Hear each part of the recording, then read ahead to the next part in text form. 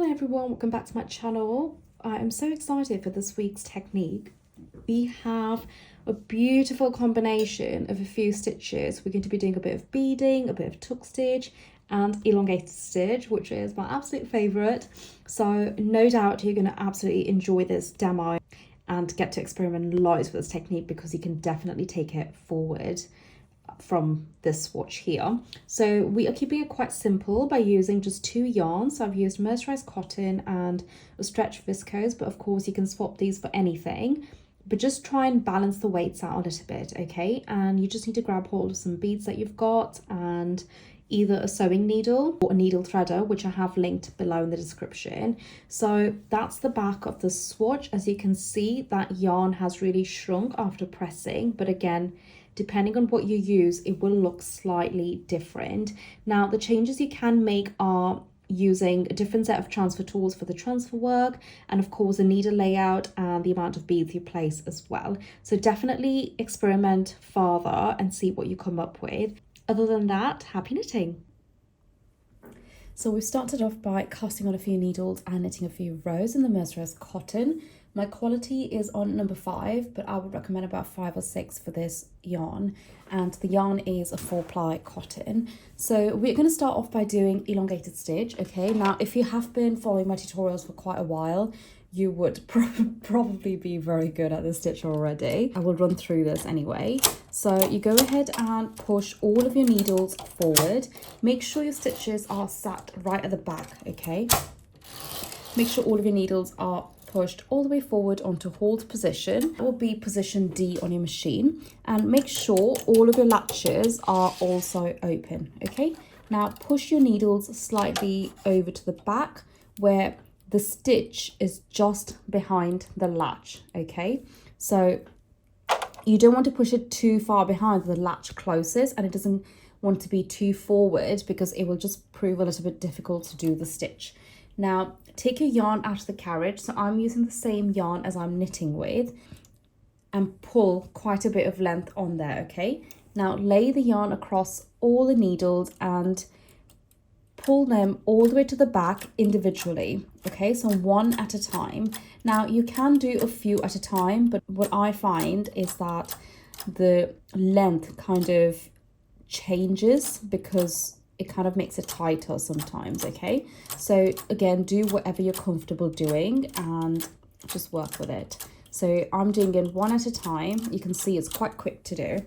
Once you've done so, just pull these stitches down like so. And now we're going to do some transfer work, okay? Now the transfer work we're working with is going to be a 3x3. So I've got two 3-prong transfer tools.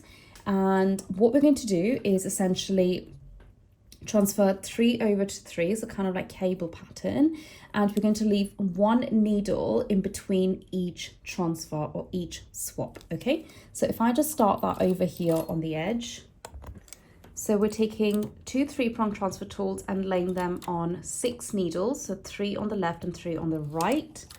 And we are going to now take the right 3, move it over to the left, and then take the left 3 and move it over to the right. Now, what you might find is that these stitches might just come off the needles, okay? So you're just better off maybe putting some weight on here. You could put some hanging weight, or you can just like put them slightly forward if you like. Just again, work with whatever you think works best for you. Now, once you've done this transfer, just push these 6 needles forward so it would prevent the stitches from falling off. Now, like I said, you leave the single needle in between and you take the next 3 and repeat the same transfer.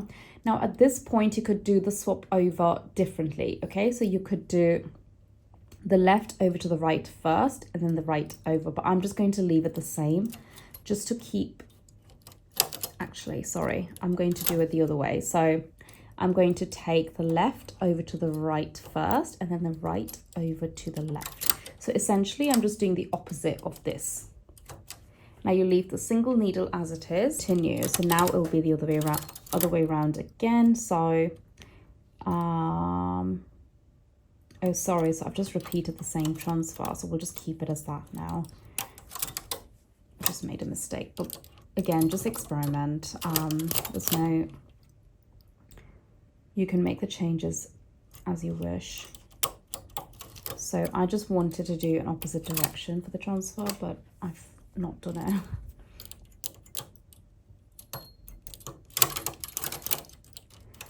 Now, when you are planning the number of needles you'd like to use, you want to plan it as for this layout, okay? Otherwise it just won't match. Now I'm just going to push all of my cable needles forward. So now what we're going to be doing is we're going to be doing some beading, okay? We're going to add some beading on there. Now the beading is going to go on the single stitches that we've left in between each of these transfers. Now the tool I'm using is this little needle threader. As you can see, it's got a little hook at the end. Let me just see. Okay, there we go. You can see it's got a little hook, which really helps with the beadwork. Now you can use a sewing needle method if you like. I personally prefer this needle, but you're limited as to the size of beads you can use. But again, I find this to be a lot quicker, but again, it's just personal preference, okay? The beads we're using are these tiny little beads here. All you do is you just put the bead through the hook there and it'll go right to the bottom. And what we do is we take that stitch off the needle like so. And we then put the bead through the stitch and place the stitch back on the needle. So you can see how quick that was. So now we're just going to continue on all the single needles or the single stitches we've got. I'm just using a mix of these beads, whatever I've got on hand. You've just got to make sure also that the yarn you're using will actually go through the bead, because it could be slightly thick or too thin. You don't want it to be too thin, it'll just be flimsy. But again, matter of test and matter of experimenting. So once you've gone ahead and done your beading or beadwork, we are going to now swap our yarn over to another color, okay? So I'm using a different fiber. So I'm using a stretch viscose. I'm using 2 ends of this because it's quite fine. And what this yarn does is that it shrinks in when you press it, okay? So when you steam it, and it's very fine, and I just love the weight balance, and I love the balance of the weights within the swatches. Okay, so now what we're going to do, now because all of our needles are pushed forward, I'm going to push slightly over to the back, the needles that I want to knit, okay? So we're going to be moving on to tuck stitch.